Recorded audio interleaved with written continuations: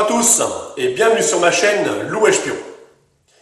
Alors dans cette vidéo, je vais vous donner mais surtout vous expliquer une formule de calcul électrique très simple d'utilisation et qui, croyez-moi, vous sera bien utile.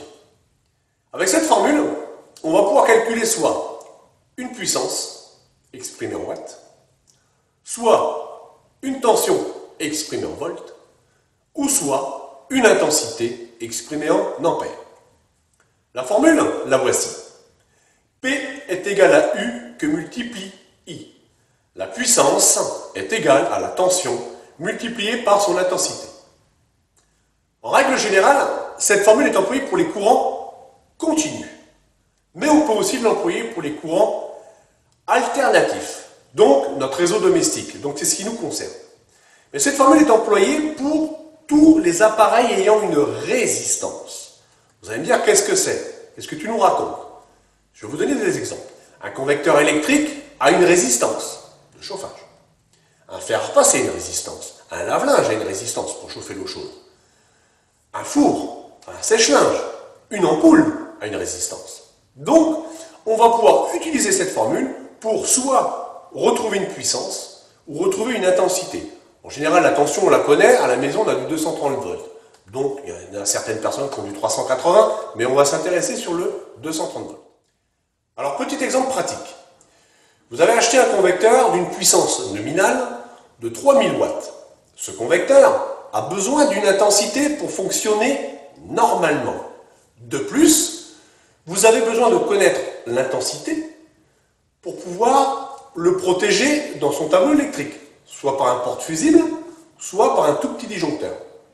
Donc cette formule va nous permettre de retrouver l'intensité de fonctionnement de notre convecteur, mais surtout de bien adapter notre coupe-circuit dans notre tableau électrique pour justement éviter les surintensités. Petite parenthèse, cette formule n'est pas adaptée pour calculer la puissance d'un moteur, car on a un déphasage, un décalage entre la tension et l'intensité. Allez, fini les blablas, suivez-moi pour une démonstration.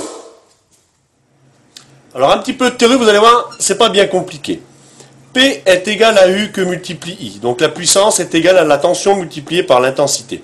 Je peux l'avoir sous une autre forme différente, en faisant le produit en croix. I est égal à P divisé par U. D'accord?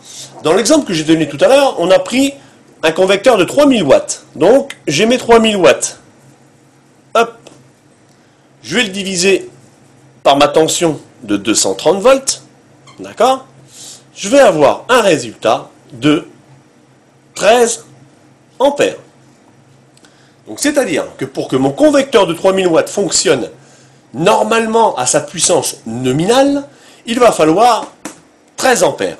Donc je ne peux en aucun cas protéger mon convecteur dans mon tableau électrique par un fusible ou un disjoncteur de 10 ampères ou de 12 ampères. Je vais créer une surintensité. Donc, je vais le protéger à 16 ampères. Donc ça nous donne quand même pas mal d'indications. Voilà pour cette vidéo, j'espère que j'ai été assez clair. Si vous avez des questions, laissez-moi des commentaires, j'y répondrai. Et par contre, si vous avez des gros doutes sur votre électricité, n'hésitez pas à consulter un électricien, bien sûr. N'hésitez pas à vous abonner, c'est gratuit, et ça vous permettra de suivre mes vidéos. Merci à tous mes abonnés de me suivre, et je vous dis à bientôt les bricolos. Ciao, ciao!